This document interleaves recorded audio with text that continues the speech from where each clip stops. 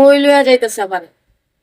পরে আমি কি করলাম, একটা বুদ্ধি খাটাইলাম যে ওই না কই লইয়া যাইতেছে, আবার কি না কি করে, আমার বিয়ে শাদী হইছে না।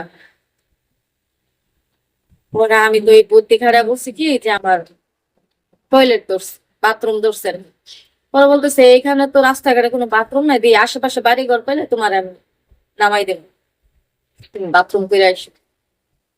পরে অনেক দূর যাইতে যাইতে প্রায় আধা ঘন্টার মতন গেছি, যাইতে যাইতে যাইতে যাইতে পরে একটা বাড়ি পাইছি। পরে ওই লোকে বলতেছে কই বাড়িতে যাও। পরে আমি গাড়ি থেকে নাইমা ওই বাড়িতে গেছি।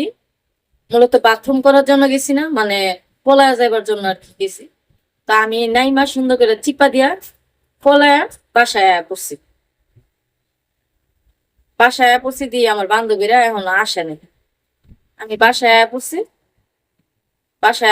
পরে আমি তো বসে লইছি। পরে আমার বান্ধবীরা সারাদিন গেল, পরে রাত্রেবেলা বাসায় আসলো। সারাদিন যাওয়ার পরে বিকাল 5টার পরে বাসায় আসলো। আসার পর বলছে কি রে তুই কখন আসলি। পরে আমি বললাম যে আমি তো চলে আসছি কিছুদিন পরেই।